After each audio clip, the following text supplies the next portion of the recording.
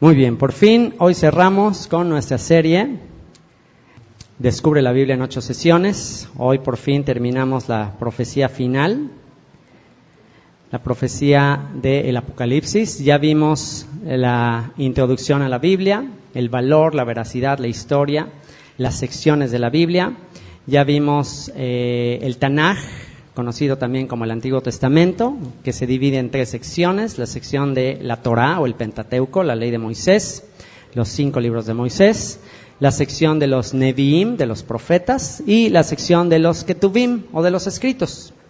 También ya estudiamos las secciones en las que se divide el Brit Hadashah o el Nuevo Testamento, los libros históricos, es decir, los 4 evangelios más el libro de los Hechos, las epístolas o cartas generales y las epístolas o cartas de Pablo, que estudiamos hoy al mediodía. Y hoy cerramos con la profecía final y el Apocalipsis, para cerrar esta serie que tiene como propósito principal darnos una idea panorámica en aproximadamente 10 horas. En aproximadamente 10 horas que tú le dediques a este estudio, vas a tener una idea panorámica de qué se trata toda la Biblia, ¿ok? Así que bueno, vamos a entrar al último estudio de esta serie, libro de Apocalipsis, el momento donde el Cordero que fue inmolado se transformará en el león de la tribu de Judá. Vino en la primera ocasión como un cordero, fue menospreciado, no le estimamos, pasó prácticamente desapercibido y aún actualmente sigue siendo menospreciado, sigue siendo rechazado, pero vendrá el tiempo que rugirá como el león de la tribu de Judá. Y estamos esperando ese gran rugido, estamos esperando ese gran shofar de nuestra redención. El día de hoy, de hecho, al celebrar Rosh Chodesh, al escuchar el sonido del shofar, y por algo estamos escuchando este estudio el día de hoy, es un anticipo a aquel día cuando sonará ese gran shofar de la redención y se manifestará el Señor como el león de la tribu de Judá. El libro de Apocalipsis en hebreo, Itgalut, que significa la revelación. Ese es el título, ese es el nombre que lleva este libro, la revelación. ¿La revelación de quién? La revelación de Yeshua, como el Rey de Reyes, como el Señor de Señores, como la Aleph y la Taf, el Alfa y el Omega, el principio y el fin. Y a lo largo de toda la Biblia hemos estado estudiando las diferentes secciones de la Biblia. Estudiamos el Antiguo Testamento, y en el Antiguo Testamento, o Tanaj, como se conoce, nos habla acerca de todo lo que habla la Biblia es relacionado con Yeshua. En Apocalipsis 19:10 dice lo siguiente: adora a Dios porque el testimonio de Yeshua es el espíritu de la profecía. ¿Se dan cuenta lo que dice Apocalipsis 19:10? El testimonio de Yeshua es el espíritu de la profecía, es decir, la historia de Yeshua, el testimonio de Yeshua es hacia donde nos lleva toda la palabra profética. Toda la Biblia apunta hacia Yeshua, hacia el Mesías. En el Antiguo Testamento, por ejemplo, se nos anuncia que Él viene. En el Antiguo Testamento se dice, he aquí, Él viene, y podemos ver a Yeshua en la profecía. En los Evangelios vemos a Yeshua en la historia. Y en los Evangelios vemos, he aquí, Él muere.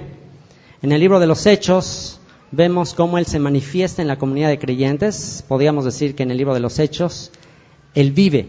He aquí, Él vive, y vemos a Yeshua en la comunidad de creyentes. En las epístolas vemos continuamente que Él salva. En las epístolas, he aquí, Él salva, Yeshua en la experiencia. Y en el Apocalipsis vemos que he aquí, Él reina, Yeshua en su gloria final. El libro de Apocalipsis en griego es la palabra apocalipso. Vamos a ver un trasfondo del libro de Apocalipsis, varias información general sobre este libro. La palabra apocalipsis en griego es la palabra apocalipso, significa literalmente revelación. Así que el libro de Apocalipsis es la revelación de Jesucristo, así como cuando se devela una estatua, así como cuando una escultura se va a dar a conocer y está cubierta por una cortina y de repente se le quita la cubierta y en ese momento ya la puedes ver y hay mucho asombro. De la misma manera, el libro del Apocalipsis tiene el propósito de reconocer a Yeshua como de ninguna otra manera lo podemos reconocer. Hay 404 versículos en la carta de Apocalipsis, en el libro de Apocalipsis, 404 versículos con 800 referencias al Antiguo Testamento. Es decir, pues a veces cada versículo es amplio y palabras clave que tienen que ver con el Antiguo Testamento, 800 referencias por lo menos. De manera que para poder entender el libro de Apocalipsis, tenemos que entender muy bien el Antiguo Testamento. ¿Por qué creen que hay tanta confusión y tanta distorsión y es un teléfono descompuesto la interpretación del libro de Apocalipsis? ¿Por qué creen? Porque ¿qué es lo que menos se conoce? ¿Qué es lo que menos se estudia? El Antiguo Testamento. Dentro de la iglesia, el libro de Apocalipsis es un misterio, es una confusión. Pero cuando tú conoces muy bien el Antiguo Testamento, el libro de Apocalipsis es bastante claro. El libro de Apocalipsis solamente es un collage de todas las profecías del Antiguo Testamento. Este libro es el único libro de toda la Biblia que promete una bendición especial con solo leerlo. Todos los demás libros te dicen pues que hay que hacer lo que está escrito, que hay que obedecer lo que hay que hacer, lo que dice allí. Sin embargo, este libro te dice que con que solo lo leas ya eres dichoso, ya eres bienaventurado. Dice Apocalipsis 1:3, bienaventurado el que lee y los que oyen las palabras de esta profecía y guardan las cosas en ella escritas, porque el tiempo está cerca. O sea que con que tú lo leas, ya vas a ser bienaventurado, ya vas a obtener una bendición de parte del Señor. Este libro también nos habla de la consumación de todas las cosas, es el cierre de la profecía, donde ya todo se cumple. Es un resumen de la historia de la iglesia a partir de Yeshua. A partir de Yeshua es un resumen de la historia y pues los que ya llevan un tiempo de estar estudiando las raíces hebreas, pues ya saben que cuando mencionamos el término iglesia, nos estamos refiriendo a los llamados fuera. Esto es Israel. Israel, el pueblo de Israel, el remanente de Israel de entre las naciones, eso es la iglesia. Existen 4 interpretaciones del libro de Apocalipsis, 4 interpretaciones que son las más comunes de este libro, 3 erróneas, una correcta. ¿Cuáles son las 4 interpretaciones? Una de ellas dice que todo es alegórico y que nada es literal, y que Cristo ya reina a través de su iglesia. De hecho, esta interpretación alegórica es una de las interpretaciones principales que se usa dentro del catolicismo romano, que se dice que, bueno, pues ya todo eso es alegórico, todo es simbólico, y que en realidad Cristo ya está reinando a través de la iglesia, que ya vivimos prácticamente en el periodo que Cristo reina a través de la iglesia católica. Y pues bueno, pues si esto es el reino de Cristo, pues ¿qué no será el reino de Cristo? Imagínense. Entonces, bueno, pues obviamente que eso no puede ser así, obviamente que la situación en la que vivimos no podríamos decir que ya Cristo reina de ninguna manera. Otra interpretación es que todo es pretérito, que está relacionada con la anterior, que todo es pretérito, que todo es pasado, es decir, que ya se cumplió antes de la destrucción del templo en Jerusalén en el año 70 después del Mesías. Es decir, que todas las profecías de juicio, de cataclismos, se cumplieron en el año 70 después de Cristo, cuando se destruyó el templo de Jerusalén, que ahí todo lo del Apocalipsis ya se cumplió. Y bueno, pues es obvio que esto no es así. La tercera interpretación es que todo es literal, ¿ok? Que todo es literal, que todo lo que lees ahí debe tener una interpretación literal. Y aunque de entrada, cuando tú interpretas la Biblia de entrada, todo tiene una interpretación literal, también hay que ver que muchas veces no necesariamente todo es literal. Obviamente que cuando Yeshua dijo, yo soy la puerta, pues tú no vas a pensar que él es una puerta, ¿no? Y a ver dónde está la manija. O sea, obviamente que está hablando con un lenguaje figurado. Y también en el libro de Apocalipsis, cuando él dice, yo soy el alfa y la omega, todas esas terminologías, todos esos simbolismos tienen un significado. Por ejemplo, la marca de la bestia. Ha habido mucha controversia con respecto a qué es la marca de la bestia. Esa marca que se dice que se le va a poner a todos en la mano derecha y en la frente y que nadie va a poder comprar ni vender si no se pone la marca, y pues ha habido toda clase de interpretaciones acerca de eso. Algunos dicen que es ya el código de barras, que vas a tener aquí el 666 literalmente, que va a ser una tarjeta de crédito. En fin, hay una serie de de interpretaciones sobre qué es la marca de la bestia. Sin embargo, tendríamos que entender qué es marca, desde la perspectiva hebrea, qué es una marca y qué significa en la frente. Así como Dios habló de que teníamos que tener, todos aquellos que estábamos en pacto con Él, teníamos que tener una marca y teníamos que poner su palabra como una señal en nuestra frente, y que Él va a sellar a sus escogidos antes de los juicios y les va a poner una señal en la frente. Pues esa señal en la frente tiene que ver con algo que tiene que ver con Él, con su reino, con su palabra, que va a estar en tu mente, en tu corazón. Esta señal que se le va a poner a todos aquellos que rechacen al Señor, pues obviamente va a ser la antítesis de esto. Es decir, van a rechazar el gobierno del Señor y van a aceptar el gobierno y el sistema impuesto por los seres humanos. Y esto es algo muy sutil, que a lo mejor alguien va a pensar que, pues como no le han puesto aquí el 666, va a pensar que no están dentro de este sistema, y la verdad es que sí van a estar. Entonces tenemos que tener mucho cuidado con conocer los términos a los que se refiere. No todo es literal, hay algunas cosas que además de ser literales tienen otras interpretaciones más profundas. Es por eso que es importante saber que este libro y toda la Biblia tiene 4 niveles de interpretación. Toda la Escritura tiene 4 niveles de interpretación. Dentro del judaísmo se enseña esto y tiene mucha razón. Hay muchos ejemplos de esto en las Escrituras. Y estos 4 niveles de interpretación son el nivel Pashat, que es un nivel simple, un nivel literal. Quiere decir que lo que tú lees, eso es. ¿Okay? Si Yeshua dice yo soy la verdad, es literal, la verdad. Pero más allá del nivel literal o nivel Pashat, también existe un segundo nivel, que es el nivel Remés. Remés tiene que ver con que un pasaje te da una pista de algo que va a suceder en otro momento y que está relacionado con esa primera ocasión en que se menciona. Por ejemplo, el éxodo de Egipto es un remés, es una pista para que sepamos algo más que va a suceder en el futuro. El éxodo de Egipto es un remés ¿de qué? A ver, ¿quién me puede decir? El éxodo de Egipto es un remés ¿de qué? Del éxodo de todas las naciones, del segundo éxodo del que habla Jeremías capítulo 16. La historia de Yosef, la historia de José el soñador, es un remés de otra historia de alguien más que va a ser rechazado por sus hermanos, que va a andar en el exilio, que no va a ser reconocido por sus hermanos y que al final va a ser exaltado entre las naciones. Y entonces, ¿de quién será remés Yosef? Del Mesías, Yeshua. Y así, cada historia que tú ves, por eso es que la Biblia es impresionante y es sobrenatural, y por eso es que es imposible que la Biblia haya sido una creación del intelecto humano, porque cada historia de la Biblia, todo lo que sucedió en la historia del pueblo de Israel, tiene relación con eventos futuros de toda la humanidad. Por eso es tan importante conocer la historia, porque conociendo la historia del pueblo de Israel, tú ya tienes pistas de cómo ha de ser el futuro. ¿Ok? Así que ese es el nivel remés.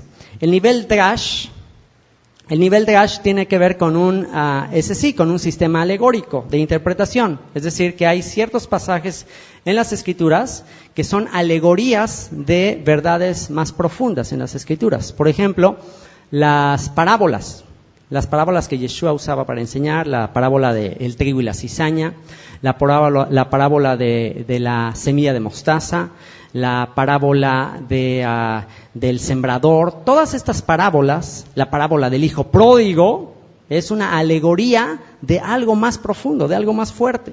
¿Ok? Y necesitas conocer toda la Escritura para entender que, por ejemplo, la parábola del hijo pródigo tiene un significado sobrenatural, espectacular, increíble. Y por último, el nivel Sod. El nivel Sod es un nivel que se conoce como nivel oculto, nivel de misterio, y no quiere decir necesariamente que el Señor no esté dispuesto a revelárselo a quien sea. Simplemente quiere decir que una persona que ha profundizado en las Escrituras, que conoce al pie de la letra todas las Escrituras, puede llegar a entender los significados ocultos dentro de las Escrituras, el nivel Sod. Y también se tienen que dar las condiciones históricas necesarias para que entonces entiendas que hay ciertas cosas que están pasando en la historia que ya estaban codificadas en las Escrituras. Entonces este es el nivel más profundo de interpretación y vamos a ver que el libro de Apocalipsis tiene mucho de este nivel de interpretación, el nivel soft. Así que Apocalipsis 1:3 dice: bienaventurado el que lee y los que oyen las palabras de esta profecía y guardan las cosas que en ella están escritas, porque el tiempo está cerca. Información general del libro. ¿Quién lo escribió? Lo escribió el apóstol Yohanan, el discípulo amado, el apóstol Juan. El tema, como ya les dije, el tema es la profecía. La profecía es la enseñanza final de toda la Escritura, la revelación final de toda la Escritura. ¿Desde dónde se escribió? Se escribió desde la isla de Patmos, en la actual Turquía. Todavía puedes ahorrar, todavía puedes tomar un crucero ahí en el mar Egeo, ahí en Turquía, y todavía te pueden llevar a la isla de Patmos, e incluso te llevan a una cuevita que te dicen: desde esta cuevita el apóstol Juan escribió el Apocalipsis, ahí con vista al mar Egeo, un lugar espectacular, y bueno, todavía puedes visitar ese lugar. ¿Cuándo fue escrita? Hay controversia. Algunos dicen que fue escrita aproximadamente en el año 96 después del Mesías. Otros dicen que no, que fue escrita antes de la destrucción del templo, en el año 69, antes del Mesías. Yo me inclino por esa, ya que un acontecimiento tan importante como la destrucción del templo en Jerusalén, pues hubiese sido documentada en ese libro. Así que bueno, pues son las diversas teorías acerca de la fecha de su escritura. ¿Y por qué? ¿Por qué fue escrita? Fue escrita para dar esperanza a Israel ante la persecución. Para eso fue escrita, para dar esperanza a Israel ante la persecución. Para dar esperanza a Israel. Y tú aquí te preguntarás, o los que escuchan dicen: bueno, ok, para dar esperanza a Israel, ¿y qué pasa con los que no son Israel? Bueno, si alguien ha depositado su fe en el Rey de Israel, en el Mesías de Israel, y ha abrazado la fe del Dios de Abraham, Isaac y Jacob, entonces, ¿qué será? ¿De qué denominación será? ¿O a qué movimiento pertenecerá? ¿Qué será? De acuerdo a las Escrituras. Así que si vosotros sois de Cristo, ciertamente, linaje de Abraham sois y herederos de la promesa. ¿Ok? Así que, si tú te consideras parte de Israel, y si has comprendido el misterio de que los gentiles son coherederos y miembros del mismo cuerpo, conciudadanos de los santos, miembros de la familia de Dios, que tienen la ciudadanía de Israel, si has entendido eso, pues más vale que lo hayas entendido, porque la tribulación, la gran tribulación, también ¿saben cómo se le llama? ¿Saben cómo se le llama la gran tribulación? Se le llama la angustia de Jacob. Así se le llama. Los profetas a la gran tribulación le llaman la angustia de Jacob. ¿Por qué? Porque ¿sobre quién va a ser? Sobre la descendencia de Jacob, que está dispersa entre las naciones. Y al ratito vamos a ver cómo en el momento que Satanás, la serpiente antigua, la serpiente emplumada, curioso que en esta cultura se adoraba, se le rendía culto a la serpiente emplumada. Fíjense, es el mismo personaje, siempre ha sido el mismo personaje. Y bueno, cuando se suelte esta serpiente antigua, cuando descienda, vamos a ver que a quien va a perseguir no es a los presbiterianos, ni a los bautistas, ni a los pentecostales. A los que va a perseguir es a los que tienen el testimonio de Yeshua y guardan los mandamientos de Dios. Esto es Israel redimido entre las naciones. Y bueno, el bosquejo de la carta son 22 capítulos que, para facilitar el estudio, los dividí en 6 secciones. La primera sección es el capítulo 1, que nos habla acerca de la revelación de Yeshua, el momento en que Yeshua se revela en toda su gloria, en toda su magnificencia, ya no como un cordero, ya no como un simple ahí carpintero de Nazaret, sino se revela como el Hijo del Hombre, como el Hijo de Dios, como el primero y el último, y ahí se revela y se da a conocer en toda su gloria. Y ahí tiene una visión el apóstol Juan de la gloria de Yeshua y se le manifiesta. Esto es en el capítulo 1. Los capítulos 2 y 3 son los mensajes a la iglesia. Los mensajes a la iglesia. ¿Y por qué le llamamos a la iglesia? Porque aunque son 7 iglesias, aunque son 7 comunidades que se mencionan allí, vamos a ver que el número 7 tiene que ver con totalidad o plenitud. De manera que el mensaje a las iglesias del capítulo 2 y 3 es el mensaje del Señor a la plenitud de los gentiles que forman parte de su iglesia y que son parte del pueblo de Israel y que están diseminados en todas las naciones. Y es un mensaje incluso cronológico.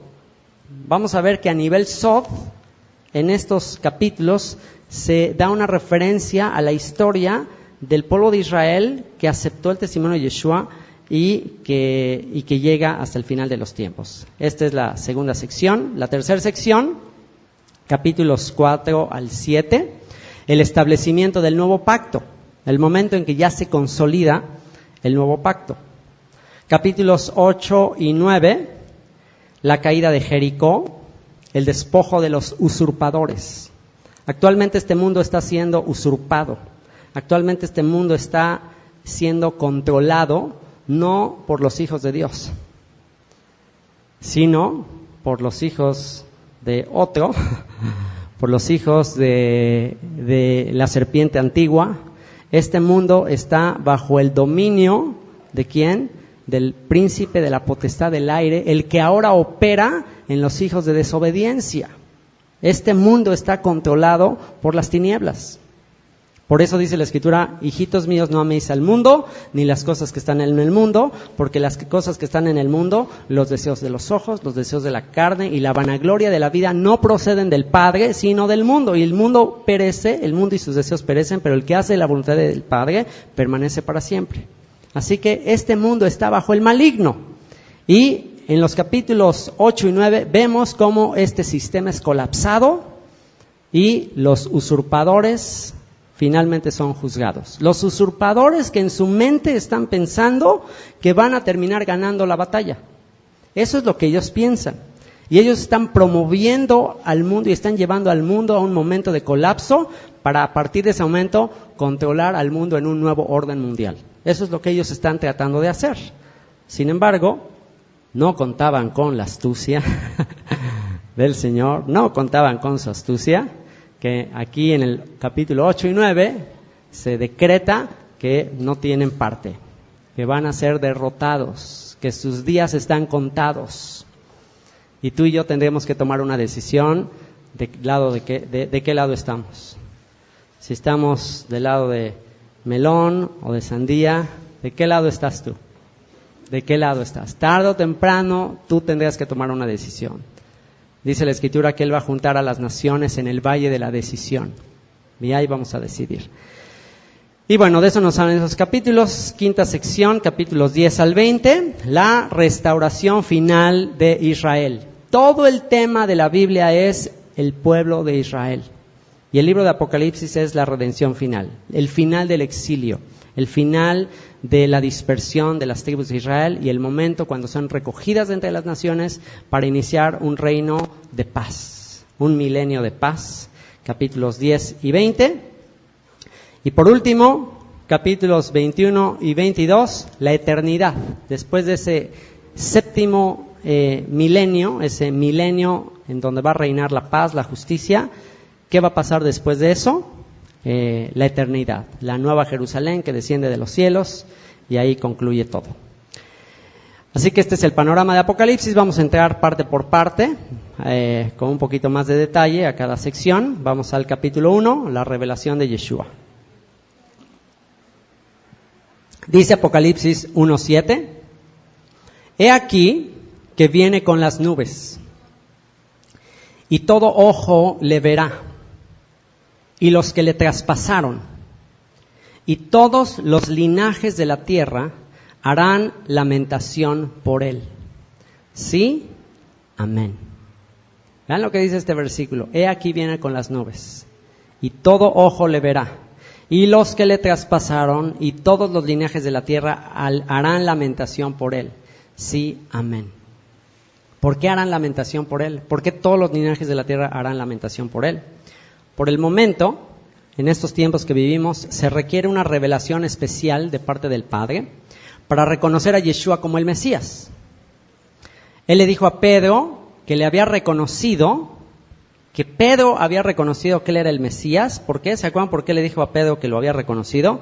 Le dijo, bienaventurado eres Simón, hijo de Jonás. ¿Por qué? Porque el hecho de que él hubiese reconocido que él es el Mesías, ¿qué le dijo? No te lo reveló carne ni sangre, sino mi Padre que está en los cielos. ¿Se acuerdan del testimonio de Tzvi, que vino hace poquito de Israel? Él creció en un hogar judío, laico, secular, después se interesó en las cosas de la Escritura, empezó a leer por sí mismo la Escritura, aprendió hebreo, se metió a estudiar, escudriñar por sí mismo, estudió el Nuevo Testamento, y sin que nadie le haya dicho, sin que nadie lo haya evangelizado, él leyendo las Escrituras, ahí entendió el testimonio de Yeshua, y ahí él conoció quién era el Mesías de Israel. Así que, en este tiempo que vivimos, el que alguien llegue a comprender por su estudio de las Escrituras la identidad de Yeshua, no es una cuestión de que yo les convenza o alguien te convenza. El Espíritu da testimonio a tu espíritu. El Espíritu de Dios te va a dar testimonio a ti de quién es Yeshua, de quién es el Dios verdadero. Ese te va a dar testimonio a ti. Entonces, mientras tanto, Dios se te va a estar revelando. No carne y sangre te va a revelar. Yo puedo estar diciendo esto, pero en realidad yo solamente soy un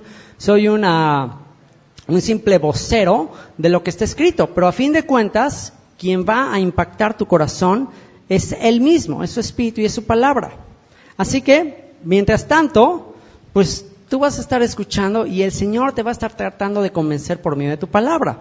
Dice Juan, capítulo 6, 44, ninguno puede venir a mí si el Padre que me envió no le trajere, y yo le resucitaré en el día postero. Por otro lado, por más que yo te diga y te diga y te diga y te diga y te diga, si el Padre no te trae, de nada sirve. Por eso tenemos que orar por la gente. Por eso antes de estarle insiste a alguien, pues tenemos que orar por esa persona. Dijo algo Tzvi que me impactó mucho cuando conoció a alguien que le regaló una Biblia y todo eso. Dice que no le predicó nada, no le insistió nada, que hizo algo mucho más valioso y fue estar orando por él. Y definitivamente la intercesión y la oración que hagamos por nuestros seres queridos tiene mucho más poder que las broncas que nos echemos y los debates con ellos para tratar de convencerlos. ¿Por qué? Porque si el Padre no les trae, si el Espíritu Santo no les redarguye de pecado, de nada sirve. ¿Ok? Así que, bueno, en este tiempo estamos en un periodo en que el Espíritu de Dios nos está tratando de convencer. Pero en aquel momento, cuando ya lo veamos en las nubes, ¿por qué creen que la gente hará lamentación por él? ¿Por qué creen? Porque van a decir, wow, su Espíritu me estuvo, dice y dice. En mi corazón, el Padre me estuvo tratando de traer a él, de llevar a él, y yo fui un necio. Y ahora sí, ay, nanita, es demasiado tarde. Ahora sí, ya aunque quiera, es demasiado tarde. Así que bueno, cuando regrese, todo ojo le verá, y lamentarán aquellos a quienes el Padre les reveló su identidad, les ofreció su perdón y la renovación del pacto, y lo rechazaron. Eso es el capítulo 1. Capítulos 2 y 3, estos son mis capítulos favoritos de todo el libro de Apocalipsis. Una de las frases que se repite continuamente a través de todos estos capítulos es lo que dice el capítulo 2, versículo 29, que dice lo siguiente: el que tiene oído, oiga lo que el Espíritu dice a las iglesias. ¿Quién de aquí tiene oídos? Levante la mano el que tenga por lo menos un oído. Bueno, vean lo que dice: el que tiene oído, oiga lo que el Espíritu dice a las iglesias. El que tiene oído, oiga lo que el Espíritu le dice a las iglesias. ¿Qué les dice? Bueno, en el Pashat, en el nivel simple, en el nivel literal, vemos que hay 7 congregaciones, 7 iglesias locales del área de Turquía, conformadas por dispersos de Efraín, es decir, de las 10 tribus del norte de Israel, y que tenían las características descritas. Ustedes pueden leer ahí y van a ver que se describen ciertas características de cada una de estas comunidades. Y a nivel Pashat, podríamos decir que son 7 comunidades en Turquía en esa época, a nivel Pashat. A nivel Remés, el número 7 implica totalidad. implica la plenitud de los gentiles. De manera que todas las comunidades de creyentes tienen las mismas características. Pablo también le escribió a 7 comunidades, como vimos hoy en la mañana. A nivel drash, a nivel alegórico, tú y yo tenemos esas características. Si tú lees el mensaje de las iglesias, te vas a dar cuenta que ciertas características que se mencionan ahí, tú y yo las tenemos. Y tenemos que tener oído para escuchar y para arrepentirnos. Y a nivel sod, a nivel profundo, esta es la historia de Efraín. Esta es la historia de las 10 tribus de Israel mezcladas entre las naciones. En otras palabras, esta es la historia del cristianismo. Esta es la historia de la iglesia cristiana, que originalmente comenzó siendo parte del pueblo de Israel. Originalmente empezó como siendo una secta del judaísmo. Así que vamos a analizar el mensaje a estas 7 comunidades de manera sod, de manera profunda, de manera cronológica, panorámica. Primeramente está el mensaje a la comunidad de Éfeso. La comunidad de Éfeso, el nombre significa querida, querida. Y esta era una comunidad muy celosa por la doctrina. Tienes esto, que eres celosa, que no soportas a los malos, que no soportas a los falsos apóstoles, que has hallado a falsos apóstoles, los has hallado mentirosos. Era una comunidad muy celosa por la Torah, por la doctrina. Pero, ¿qué es lo que se le recrimina? Celosa por la Torah, celosa por la doctrina, viendo a ver quién está predicando algo falso, pero tengo algo contra ti. ¿Qué es lo que se le dice a esta comunidad querida, la comunidad primitiva? ¿Qué es lo que se le dice que tiene el Señor contra ella? Que has dejado tu primer amor. Te hiciste muy celoso de la doctrina, pero dejaste a tu primer amor. Consecuencia, si no te arrepientes, quitaré el candelero de su lugar. El candelero representa a cada una de estas congregaciones y la luz que emana de cada una de estas comunidades. Si no te arrepientes, si no recuerdas de dónde has caído, dejarás de ser luz. De manera que era una comunidad muy legalista, una comunidad similar a la comunidad de Galacia, que empezaron a ser muy celosos de la doctrina. Incluso empezaron a añadir cosas ahí por ser celosos de la doctrina, pero se olvidaron de los aspectos más importantes de la fe: el amor, la misericordia. Y pues este es, como les digo, es un mensaje también para nosotros. Y esto es esa comunidad del primer siglo, esa comunidad reciente, nueva, ¿cuál fue el celo de los apóstoles? Pues los apóstoles habían vivido las consecuencias de que el liderazgo se había apartado de la Torah. Entonces, precisamente porque ellos querían volver a la pureza de las Escrituras, pues se hicieron muy celosos de la doctrina. Pero ¿cuál fue su problema? Que en ese celo dejaron su primer amor, dejaron su primer amor. ¿Y cuál podríamos decir que es nuestro primer amor? ¿Qué es lo que nos enamoró para venir a la Torah? Puede ser que nos hagamos muy celosos de la Torah y de guardar todos los mandamientos, pero finalmente, ¿quién nos trajo a la Torah? Yeshua. Y si lo dejamos a Él, y si dejamos de seguir su ejemplo, ¿será que podemos seguir siendo luz? Él dijo: yo soy la luz de este mundo. El que me sigue no andará en tinieblas, sino tendrá la luz de la vida. Así que ese es el mensaje a esta comunidad celosa, primitiva.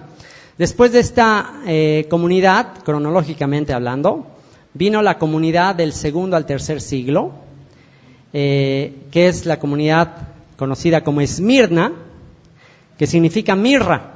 Mirra tiene que ver con amargura, que es una comunidad que sufre grandes persecuciones de falsos judíos, que estos que se dicen llamar judíos, pero no son, sino son sinagoga de Satanás, falsos judíos que estaban persiguiendo a esta comunidad primitiva de creyentes y que sufrió mucho a causa de la persecución. Llegó un momento en que los que aceptaron a Yeshua como el Mesías empezaron a ser expulsados de las sinagogas, empezaron a ser rechazados incluso por su misma familia y sufrieron mucho. De manera que el mensaje a ellos es que perseveren, para recibir la corona de la vida. En momentos de persecución, en momentos de rechazo, el mensaje es persevera, persevera, persevera hasta que recibas la corona de la vida. Después de esta época, del segundo y tercer siglo, ante tanta presión, ante tanta persecución, finalmente ocurre una situación ahí en las comunidades, y en ese periodo histórico se da el surgimiento de la comunidad de Pérgamo. La comunidad de Pérgamo tiene que ver con el nombre Pérgamo, significa matrimonio mixto. Eso significa Pérgamo, matrimonio mixto. Y esto representa a la comunidad que se mezcla con el paganismo, que se mezcla con la política, que se mezcla con las filosofías de la época. Se introduce idolatría y la doctrina de los nicolaitas, famosa. La doctrina de los nicolaitas, el término nicolaita, Nicao quiere decir victoria y Laos significa pueblo, victoria sobre el pueblo. Entonces se empezó ya en esta época a establecer un sistema jerárquico dentro de las comunidades, en las cuales se enseñaba que había una clase especial de gobernantes espirituales que eran los que eran mediadores entre el pueblo y Dios. Se estableció esta jerarquía religiosa, se establece el clero religioso y se le empieza a decir a la gente que pues si quieren estar bien con Dios tienen que quedar bien con estos líderes religiosos. Y el mensaje de esta congregación es que el Señor aborrece las obras de los nicolaitas. De manera que a nivel Sod podríamos decir que la comunidad de Pérgamo es el simbolismo del inicio del catolicismo romano, que establece una jerarquía, que establece un clero, que establece un sistema de gobierno para controlar al pueblo, para controlar a las masas. Ahí comienza esta mezcla entre la política, porque finalmente el catolicismo romano en sus orígenes fue una organización política del Imperio Romano para consolidar y unir a todos los pueblos que se les estaban dividiendo.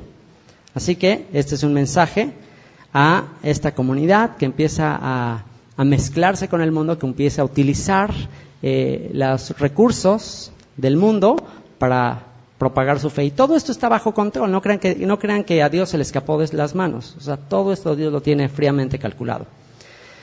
Después de la comunidad de Pérgamo viene el mensaje a Tiatira. Tiatira significa olor de aflicción. Y aquí se enfatiza, en el mensaje a Tiatira se enfatiza las buenas obras. Se le dice a esta comunidad que sus obras postreras son mejores que las primeras. Sin embargo, aún mantiene la idolatría del estilo de Jezabel, que le quitó a Nabot su viña. Fíjense qué interesante. Si consideramos que la comunidad de Pérgamo es un mensaje en nivel Sod al surgimiento del catolicismo romano, y si la comunidad que viene después es la de Tiatira, en que se dice que tus obras postreras son mejores que las primeras, ¿a qué clase de organización se estará refiriendo? A la misma, nada más que, bueno, pues ya en estos tiempos, pues ya las obras obviamente son diferentes. Ya actualmente la Iglesia ha pedido perdón públicamente de todos los daños que ha hecho. Y actualmente, pues podríamos decir que pues sí es una organización que en muchos sentidos trata de hacer buenas obras, trata de ayudar a mucha gente, tiene muchas instituciones de asistencia social, eso nadie lo puede negar. Sin embargo, ¿cuál es el mensaje que se le da? Que tienes esto, que tienes la doctrina de esta mujer Jezabel que hace fornicar a mis siervos, comer de lo sacrificado a los ídolos. Entonces, aunque son buenas las obras, se fomentan mucho las buenas obras, también se le dice que tienes un problema de idolatría todavía ahí. Y menciona a esta mujer Jezabel, que si conocemos la historia en el Antiguo Testamento, vemos que fue una mujer que le quitó a un hombre su viña y que la tomó para sí mismo y se la entregó a su esposo. Entonces, si ustedes analizan en esto y lo ven a la luz de la historia, de lo que ha hecho la Iglesia con la viña del Señor, que es el territorio de Israel, se van a sorprender. Porque mucho de ese territorio en Israel, muchos de esos lugares actualmente le pertenecen a la Iglesia Católica. Entonces, bueno, pues es impresionante la profundidad de las Escrituras. Y después de este periodo en que la Iglesia Católica ya tiene otro tipo de comportamiento, ¿cuál es el movimiento, la comunidad o la iglesia que se desprende, cronológicamente hablando? ¿Cuál grupo se desprende después del catolicismo? La Iglesia Protestante. Es el mensaje a Sardis. Sardis significa remanente. Fíjense qué interesante. De este movimiento, de esta organización eclesiástica surge un remanente. Y fíjense cuál es el mensaje que se le da a Sardis. ¿Qué es de lo que hace énfasis la Iglesia Protestante? ¿De qué hace énfasis la Iglesia Protestante? Pues de que nosotros sí tenemos la verdad. Nosotros sí estamos vivos. No, los católicos, pobrecitos. No, nosotros sí tenemos vida. Y vean lo que dice el mensaje a la iglesia de Sardis. Dice, tiene nombre de que vive, pero estás muerto. Tienes nombre de que vives, pero estás muerto. Y dice, sus obras no son perfectas delante de Dios. He hallado que tus obras no son perfectas. La palabra perfecta tiene que ver con madurez. Es decir, no han llegado a la madurez. La Reforma Protestante tuvo una gran causa. Tuvo un gran motivo. ¿Y cuál fue? Despojarse de todas las falsedades y mentiras y negocios de la Iglesia Católica. Martín Lutero comenzó todo esto por denunciar todos los excesos de los papas y todo el negocio que se estaba haciendo de la religión. Y Martín Lutero y otros reformadores tuvieron un buen principio. ¿Cuál fue? ¿Sabes qué? Ya fuera con la autoridad del Papa y vamos a basarnos exclusivamente en las Escrituras. El lema de la Reforma Protestante es la sola Escritura. Basémonos en lo que dicen las Escrituras y no en lo que dicen los concilios papales. Entonces, en realidad fue un buen principio. La pregunta es, ¿será que actualmente la Iglesia Protestante solo se basa en la Escritura? ¿O se basa en la Escritura más lo que dicen, ya no el Papa, sino ahora ya unos papitas? Entonces, volvió a caer en la misma situación. Volvió a caer en el mismo error. Y por eso dice, sus obras no son perfectas delante de Dios. No se han completado, no han llegado a la madurez. Y es a esta comunidad de Sardis a la que se le dice que si no se arrepiente, el Señor vendrá como ladrón en la noche. Entonces, si estamos interpretando de manera correcta esto quiere decir que en el periodo de la Iglesia Protestante es cuando el Señor vendrá como ladrón en la noche. ¿Qué les parece? Es el primer momento donde se menciona el retorno del Señor, en el periodo de la Iglesia Protestante, que comenzó ¿cuándo? ¿Cuándo comenzó la Reforma Protestante? En el siglo XVII. A partir de ese momento comenzó la Reforma Protestante.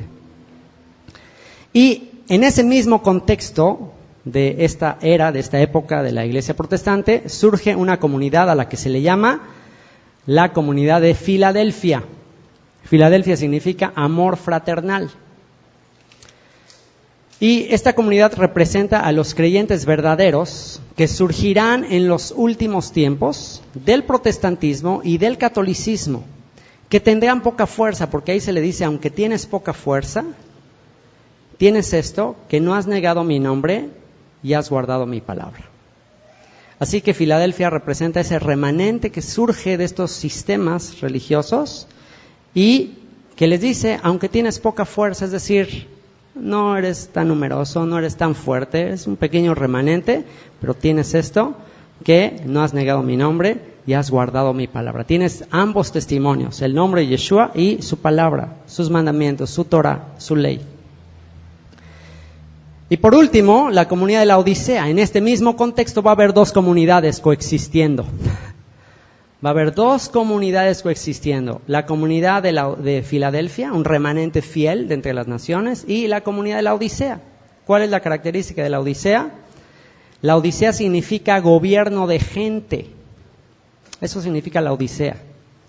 Comunidad totalmente apóstata, tibia, materialista. He aquí que tú dices que eres rico y que te has enriquecido. Yo te digo que eres un pobre, ciego, desventurado y desnudo. Tú dices que, wow, no me falta nada, somos ricos, somos hijos del rey, tenemos riquezas, propiedades. Y todo el mensaje es bienes materiales, todos los bienes de este mundo. Ese es el mensaje.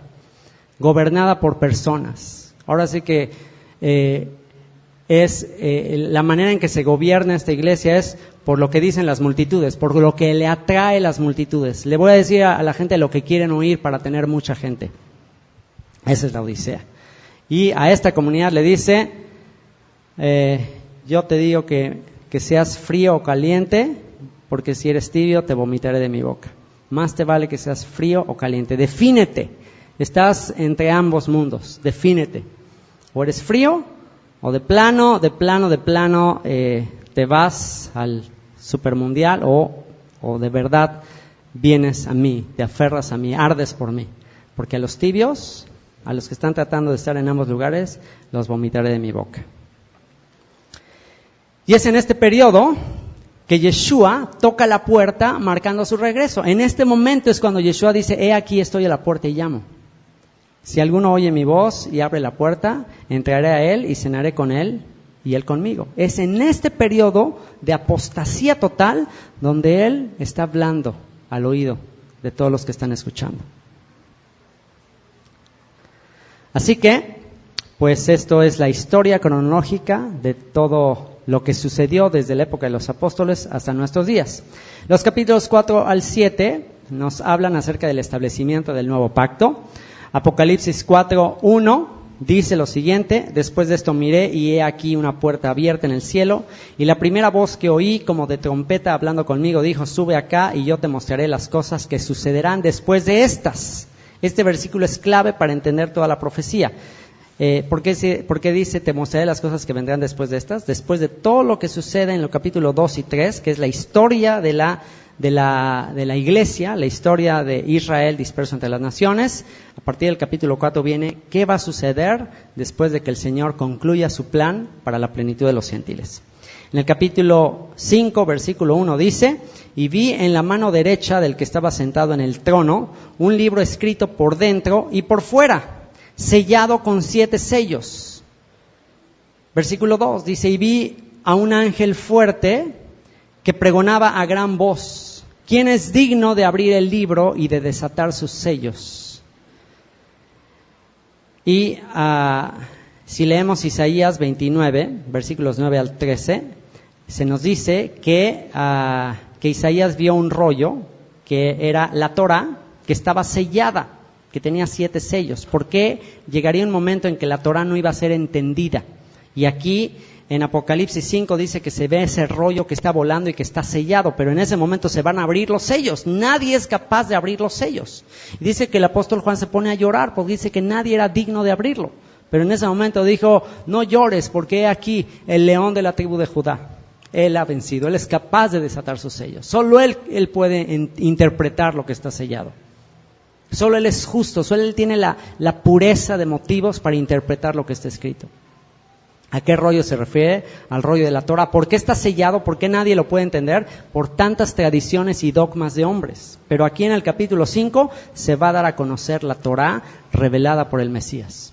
En ese momento se termina las organizaciones religiosas, ya no más religiosidad. En ese momento se va a establecer lo que realmente Dios quiso decir. Ahí se acabó, descubre la Biblia, Mishav, la iglesia de San Judas Tadeo, etc. Ya se acabaron todos. Ahí ya se va a establecer la verdad absoluta. El Mesías enseñando. Ya no me van a necesitar a mí, gracias a Dios, ya no van a necesitar maestros, pastores.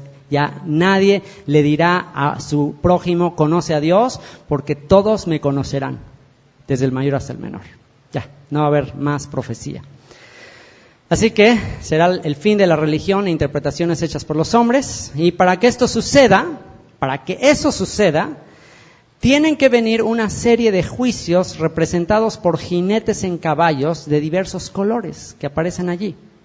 Aparece primero un jinete en un caballo blanco, que podría alguien pensar que, este que viene en el caballo blanco es el Mesías. Pero si seguimos leyendo vamos a ver que no puede ser el Mesías, porque inmediatamente después de él dice que viene a guerra, crisis económica, hambre, persecución y un gran terremoto en el capítulo 6. Así que ¿quién será este que aparece en caballo blanco y después viene toda una serie de crisis? Pues será el falso Mesías, un falso líder, alguien en el que muchos van a depositar su confianza. Y después de él viene guerra, crisis económica, hambre, persecución y un gran terremoto. Sin embargo, antes de lanzar los últimos juicios, aún peores que estos, Dios sella a 144,000 escogidos, 12,000 de cada tribu de Israel, que se encargarán de predicarle a la multitud de Efraín que está mezclada en todas las naciones. De manera que, antes de que vengan todos estos juicios, Dios sabe cada uno de los redimidos de qué tribu viene. Tú y yo no sabemos, pero Dios sí lo sabe. Y Él va a sellar en las frentes de aquellos que van a predicarle a la multitud que aún no conoce. ¿Quién le gustaría ser parte de esos 144,000? Así que esos 144,000 está muy claro que son de las 12 tribus de Israel. No son de los que tienen su sede ahí en Brooklyn, en Nueva York, nada que ver con los testigos de Jehová, nada que ver. 12,000 de cada tribu de Israel. ¿Ok? Capítulos 8 y 9, la caída de Jericó, el despojo de los usurpadores.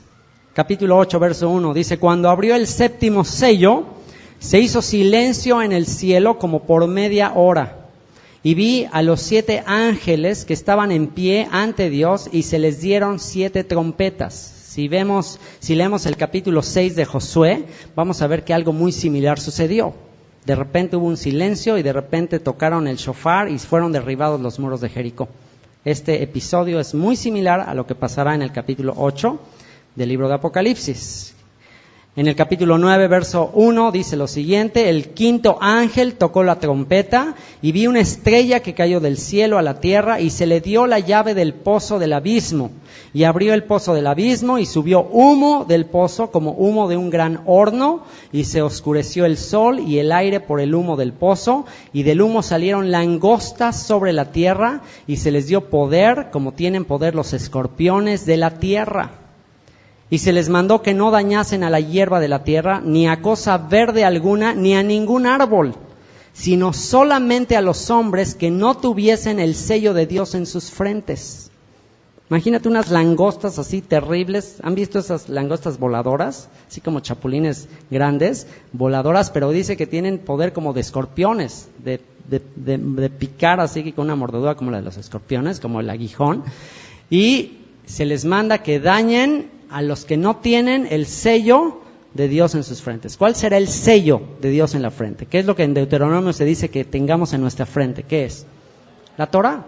O sea que quien no guarde Torá, pues cómprese un traje en contra de las langostas, porque se va a poner dura la cosa. Apocalipsis 9:18 dice: por estas 3 plagas fue muerta la tercera parte de los hombres. Fíjense lo que va a suceder ahí, la tercera parte de los hombres. Dice: por estas 3 plagas fue muerta la tercera parte de los hombres, por el fuego, el humo y el azufre que salían de su boca. Pues el poder de los caballos estaba en su boca y en sus colas, porque sus colas semejantes a serpientes tenían cabezas y con ellas dañaban. Y bueno, pues es obvio que aquí el escritor de Apocalipsis, pues su manera de describir todo esto es por cuestiones que él veía de la naturaleza. Obviamente iba a ser difícil que se pusiera a describir tanques de guerra y proyectiles y todas estas cosas. Él trataba de narrar todo esto en base a cuestiones que él veía y que conocía en su época. Dice el verso 20: y los otros hombres que no fueron muertos con estas plagas, ni aún así se arrepintieron de las obras de sus manos. O sea, murió la tercera parte de los seres humanos, pero los que sobrevivieron, vean lo que dice. Tú pensarías que ya los que vieron estas plagas dijeran: no, ahí sí, ahí muere, ahí mamachita, y mejor sí me arrepiento. ¿Tú crees que eso va a pasar? ¿Qué va a decir? Dice: estos hombres ni aún así se arrepintieron de las obras de sus manos, ni dejaron de adorar a los demonios. O sea, no necesariamente está hablando de una idolatría de que adoraban ídolos en sí, sino todo el materialismo, todo lo que el ser humano adora, exalta, vive. Ni aún así quisieron dejar toda esa idolatría. Y dice: ni dejaron de adorar a los demonios y a las imágenes de oro, de plata, de bronce, de piedra y de madera, las cuales no pueden ver, ni oír, ni andar. Y no se arrepintieron de sus homicidios, ni de sus hechicerías, ni de su fornicación, ni de sus hurtos, ni de sus robos. Varios pecados relacionados con lo que vivimos: homicidios, violencia, hechicerías. Es curioso que en el Nuevo Testamento la palabra hechicería en ocasiones es traducida de la palabra fármacos. Es interesante que a veces la palabra se traduce la palabra fármacos, que tiene que ver con tomar drogas, con drogadicción. Y fíjense, dice, ni aún así se arrepintieron de dañar su cuerpo, de dañar los dones que el Señor nos ha dado. Ni de su fornicación, toda la perversión sexual en la que vivían, ni de sus hurtos, ni de sus robos. Y viene casi el preámbulo del reino, el capítulo 10 y 20, del 10 al 20, la restauración final de Israel. Estos son los capítulos clímax de la restauración de Israel. Después ya nada más viene la eternidad, lo que pasa después de este periodo. Y en el capítulo 10, a partir del versículo 5, dice lo siguiente: y el ángel que vi en pie sobre el mar y sobre la tierra, levantó su mano al cielo y juró por el que vive por los siglos de los siglos, que creó el cielo y las cosas que están en él, y la tierra y las cosas que están en ella, y el mar y las cosas que están en él. Y esta frase me impresiona. Esta frase, cuando yo la oigo, así me impacta muchísimo. No sé si a ti te pasa lo mismo. Fíjense lo que dice: juró por el que vive por los siglos de los siglos. ¿Qué es lo que juró? Que el tiempo no sería más. Esta frase está impresionante. Porque ahorita, en el tiempo que estamos viviendo, el tiempo sigue, y el tiempo avanza, y el tiempo avanza, y pasa un día, y duermes, y te despiertas, y otro día, y otro día, y otro día, y otro día, y tú dices, bueno, pues no, que ya llevan años diciendo que ya va a regresar. Ya, no, pues ¿cuándo? Ya se tardó, ya estamos así como el del lobo, ¿no? Ahí viene, y no viene, y no viene. Y ya muchos cabecean y se duermen porque dicen, ya se tardó. Dijeron que en el 2000 a lo mejor pasaba un cataclismo, ahora dicen que a lo mejor en el 2012. ¿Quién sabe? Estamos espere y no viene. Pero esto está impresionante. Lo que sí podemos saber es que llegará un momento en que alguien jurará por el que vive por los siglos de los siglos, diciendo, el tiempo no será más. Se acabó.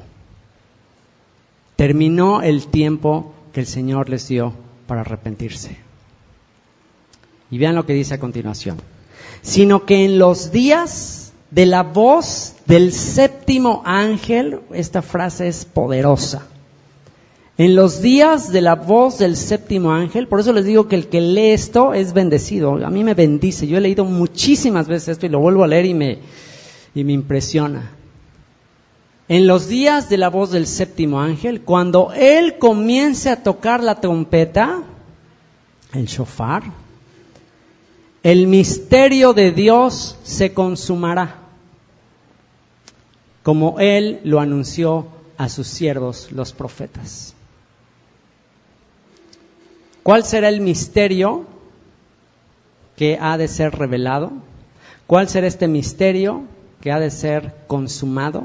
¿Cuál será el misterio del que el apóstol Pablo habló? De que iba a ser un misterio que iba a estar oculto.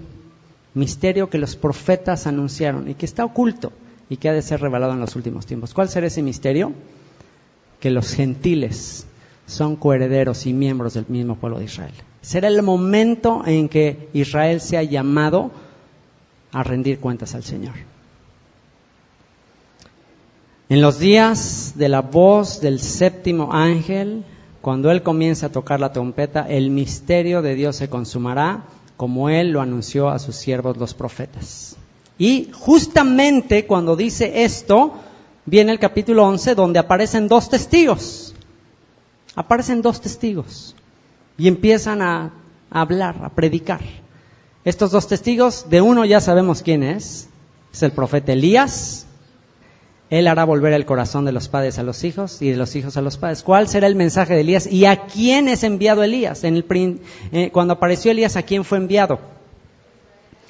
A las 10 tribus del norte, a las 10 tribus de Israel. ¿Contra quién luchó Elías? ¿Contra quién se aventó un round? Contra Jezabel, que a quién representa Jezabel en los tiempos actuales. Se los dejo de tarea. O sea que vendrá Elías a reprender a la gran ramera, a la que ha provocado que los hijos de Israel forniquen y cometan idolatría. Y vendrá Elías a hablarle a Israel que está en el exilio de Roma y decir: salid de ella, pueblo mío, salgan, ya se acabó el exilio. Y el otro profeta Moisés. El profeta Moisés es típico líder, quien considera a Moisés como el máximo maestro, la casa de Judá. Por eso yo pienso que van a ser ellos dos. Va a venir Moisés y Elías. De hecho, son los que aparecieron en la transfiguración ahí con Yeshua. Van a aparecer estos dos dando mensaje, dos testigos. Dando mensaje ¿a quién? A Efraín y Judá. Cristianismo y judaísmo. Aparecen dos testigos. Las naciones no les gusta el mensaje de ellos. Las naciones empiezan a enojarse con el mensaje de ellos. Tratan de matarlos, pero no pueden matarlos. Pero después de 3 años y medio de ellos estar predicando, finalmente pueden tener control de ellos y terminan matándolos y exhiben sus cuerpos ahí en Jerusalén. Y dicen que la gente en las naciones envían regalos, porque dicen: por fin nos libramos de estos locos, por fin nos libramos de estos que estaban atormentándonos con sus palabras. Pero sí, dice que después de 3 días entra el Espíritu de Dios sobre ellos y son llevados a los cielos. Y en ese momento el mundo se queda ahí en la torre. Ahora sí ya nos viene el juicio. El capítulo 12, pues, ¿qué sucederá después de este testimonio? ¿Qué creen que va a suceder después de un testimonio poderoso como el de Elías y Moisés? ¿Qué sucederá ante un testimonio así tan grande a todo Israel entre las naciones? ¿Qué sucede? El dragón, la serpiente antigua, es echada al mundo. Ya, en ese momento, pues ya no le queda de otro, ya se descubrió la mentira, el gran engaño. Y en ese momento dice que desciende Satanás a la tierra, sabiendo que su tiempo es corto, y viene a perseguir ¿a quién? A la descendencia de una mujer que aparece ahí, una señal en el cielo, que si analizamos todo ese pasaje, es una referencia una vez más a la nación de Israel. Y esto no es interpretado por mí, es interpretado por Jacob. Cuando Joseph tuvo un sueño de ver al sol, a la luna, a las estrellas, Jacob interpretó eso como él y a su mamá inclinándose ante Joseph. Así que esa interpretación de Apocalipsis 12 no es mía, es de Jacob. Y pues ahí en el capítulo 12 vemos que el dragón persigue a este remanente que está en Israel, y no nada más los que están en Israel, que huyen al desierto, sino al resto de la descendencia de ella, que están en todas las naciones, los que tienen el testimonio de Yeshua. A ver, levante la mano lo que yo tengo el testimonio de Yeshua. Y número 2, los que guardan los mandamientos de Dios, los que guardan Torah, los que tienen la señal del Shabbat, los que tienen la señal de todos los mandamientos escritos. Levanten la mano. Bueno, pues sobre ti se va a venir el dragón, la serpiente antigua. O sea que si no quieres tener problemas con el dragón, pues no tengas alguno de estos dos, pero pues te va a ir peor en otros sentidos. ¿A quién quieres enfrentarte? ¿Al dragón o al Rey de Reyes y Señor de Señores, al Juez de toda la tierra? ¿A quién quieres enfrentarte? Entonces, pues bueno, capítulo 13 nos habla acerca de la bestia final, una confederación final que va a suceder, y analizando todo el contexto de la profecía, no debemos dudar en que esta va a ser una confederación entre Occidente y Medio Oriente, una confederación, una alianza mundial de Ismael y Esaú e Ismael contra Jacob, contra Isaac. ¿Quién será actualmente Ismael? ¿Quiénes serán los descendientes de Ismael actualmente?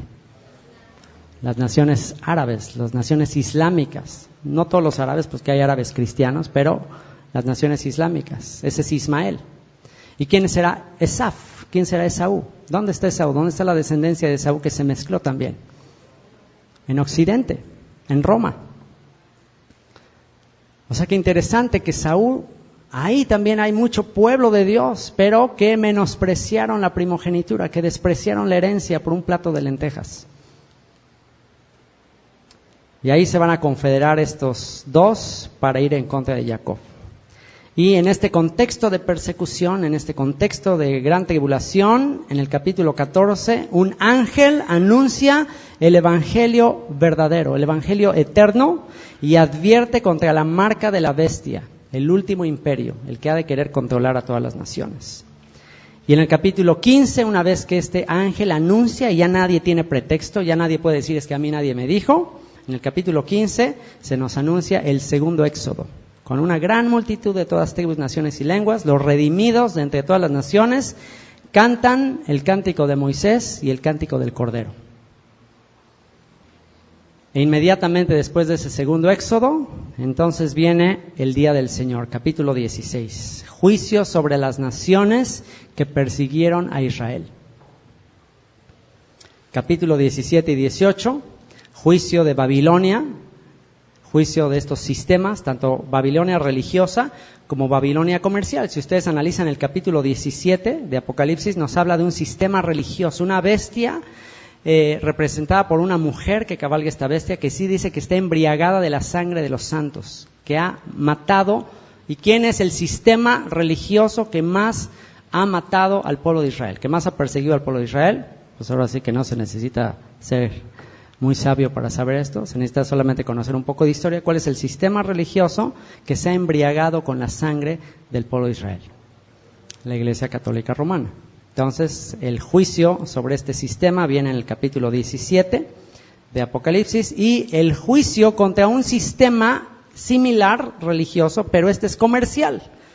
Ya que por un lado el sistema religioso ha tratado de oprimirlos, de asimilarlos, y cuando no lo ha logrado, pues lo ha tratado de hacer por medio de un sistema comercial, materialista. Así que en el capítulo 18 veremos el juicio de Babilonia comercial, donde muchos mercaderes, al ver que se cae este sistema, dicen: ¡wow! Nuestros business se derrumbaron. Y ahí van a hacer lamentación porque el sistema va a ser colapsado. Y por último, capítulos 19 y 20, vendrán los redimidos entre las naciones, los que vencieron sobre la bestia, sobre su imagen, sobre este sistema, los que salen de estos sistemas. Los que salieron de Babilonia, los que salieron de la confusión, son redimidos, son lavados, son limpiados, se prepararon y están listos para participar ¿de qué? Del banquete de las bodas del Cordero.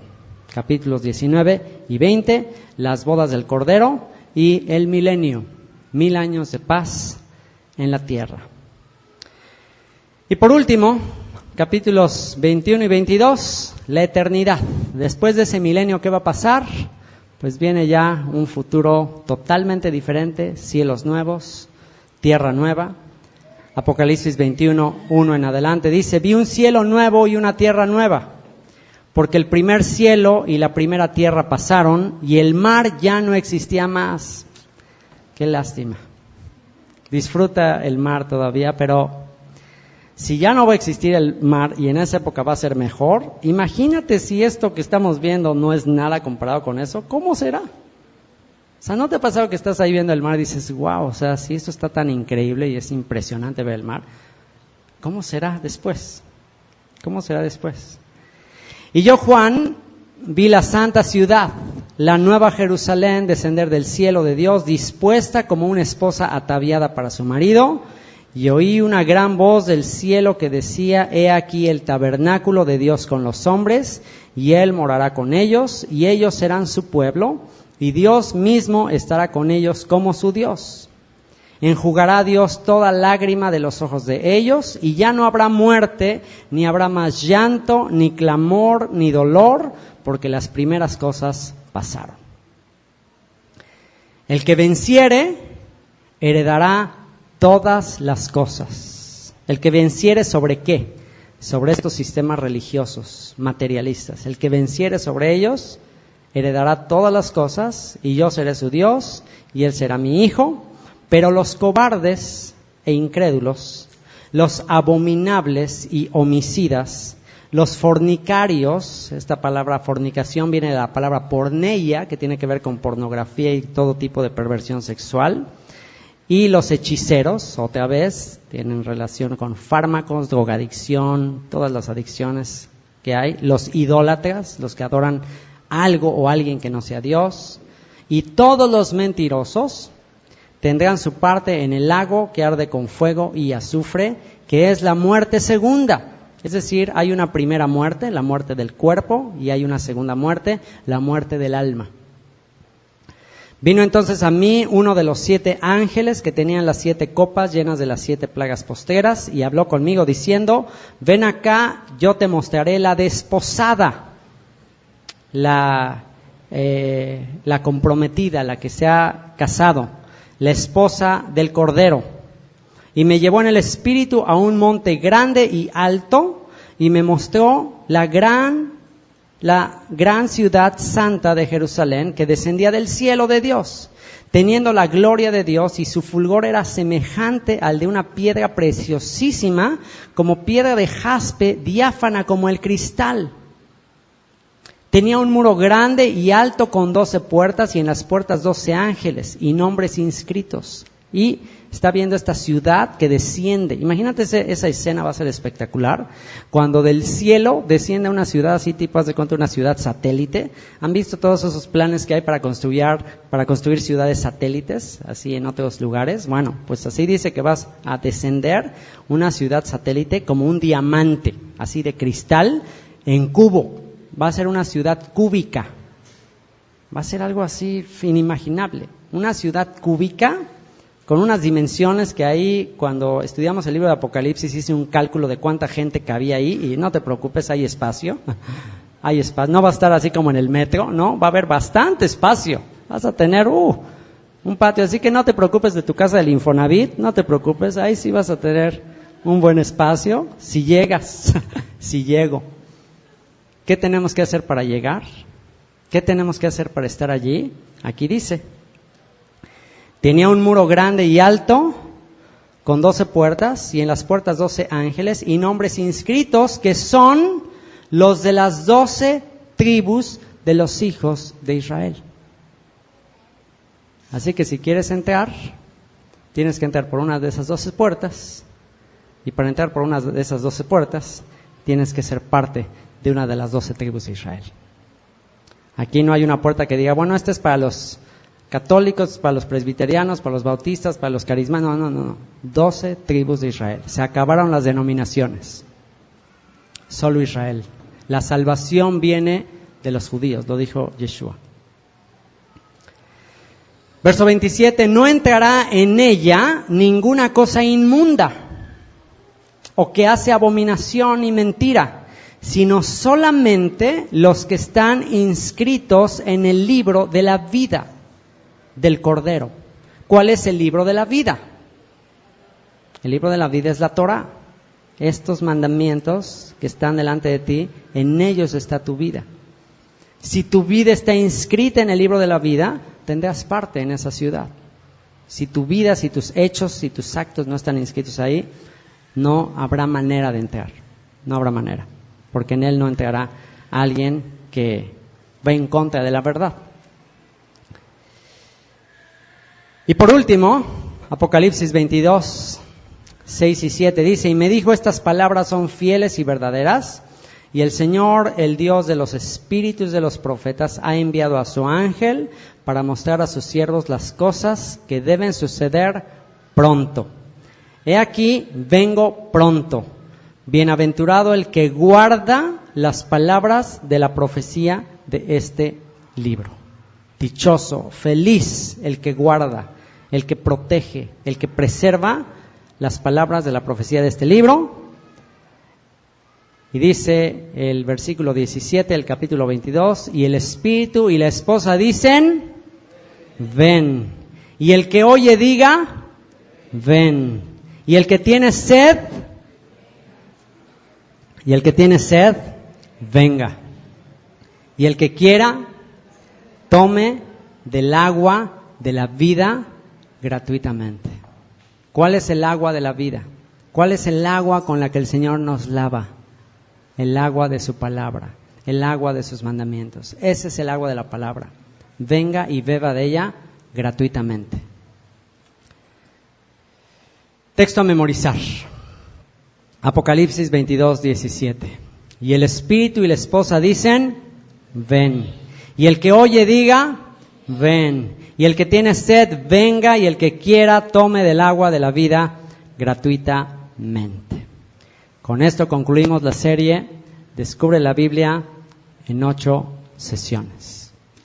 Ahora sí cerramos. Después de esto hemos terminado el nivel básico, el nivel intermedio del currículum del Instituto Bíblico Virtual. A partir de ahora nos vamos a meter al nivel avanzado, la Biblia verso por verso. Pero a nivel de conclusiones, ¿qué podríamos decir una vez que hemos concluido este panorama que duró 8 sesiones? ¿Cuáles son las conclusiones de este estudio? El apóstol Pablo dijo lo siguiente en 2 de Timoteo 4:3 y 4. Dijo, porque vendrá tiempo cuando no sufrirán la sana doctrina, sino que teniendo comezón de oír, se amontonarán maestros conforme a sus propias concupiscencias y apartarán de la verdad el oído y se volverán a las fábulas, a las historias, a los testimonios, a los chistes, a los mitos. El rey David nos enseña cómo podemos librarnos de la mentira y mantenernos en la verdad. Salmo 119, 160 dice, la suma de tu palabra es verdad. La suma de tu palabra es verdad. Es decir, tienes que conocer la suma de todos los versículos de la Biblia para llegar a la verdad. No te puedes aprender tus 5 versículos domingueros y con eso pretender que ya conoces de qué se trata la salvación. No puede ser. No puede ser que en unos cuantos versículos pienses que ya sabes de qué se trata la Biblia. La suma de tu palabra es verdad. Este estudio tuvo como propósito mostrar la importancia de estudiar todos los libros de la Escritura en su contexto y armonía como parte de un todo. Si quieres ser librado del error que se menciona en 2 de Timoteo 3:7, que dice, estas siempre están aprendiendo y nunca pueden llegar al conocimiento de la verdad. Habla de un tipo de mujeres, ahí específicamente se refiere, que van a seguir a falsos maestros, que van a enseñar por ganancia deshonesta, y dice que siempre van a estar aprendiendo y nunca van a llegar al conocimiento de la verdad. ¿Cómo puede ser que una persona puede llevar años en un lugar, aprende y aprende y aprende y aprende y aprende de la Biblia, supuestamente, y nunca llegar al conocimiento de la verdad? ¿Qué es la verdad? La Torá, la ley. ¿Cómo es posible? ¿Cómo es posible? Porque nunca estudiaron de manera ordenada, sistemática, todos los libros de la Biblia. Por tanto, huye de este método de enseñanza. Huye de un método de enseñanza que no te ayude a comprender todo lo que dicen los libros de la Biblia. Descubre la Biblia sistemáticamente, libro por libro, capítulo por capítulo, verso por verso, de principio a fin. Yeshua dijo, y conoceréis la verdad, y la verdad os hará libres. Vamos a orar. Bendito seas, Padre, por llamarnos al arrepentimiento. Bendito seas, Señor, por estar sellando nuestras frentes con tu palabra. Señor, porque todas estas promesas, todas estas profecías que vemos, quizás se están cumpliendo ante nuestros ojos de manera tan natural que puede ser que ni nos demos cuenta, Señor. Pero ante eso te agradecemos, porque estás insistiendo, porque estás perseverando en que aprendamos tu palabra, en que nuestras mentes estén selladas con tu palabra, Señor. Ayúdanos a perseverar, ayúdanos a ser ese remanente fiel de entre las naciones que tiene el testimonio de tu Hijo Yeshua y que guarda tus mandamientos, Señor. Y ayúdanos a ser librados de la hora de prueba que ha de venir sobre el mundo entero, Padre. Bendito seas por este ciclo que culmina el día de hoy. Padre, te doy gracias por haberme permitido concluirlo. Si hay algo valioso que he hecho en mi vida es dedicar tiempo a tu palabra, Señor, y compartirla con otros. Cumple el propósito por el cual se ha grabado todo esto, Señor, y que muchos hijos tuyos vuelvan al redil antes de que lamenten al ver a tu Hijo descender en las nubes con poder y gran gloria. Te lo ruego, Padre, en el nombre de Yeshua. Amén.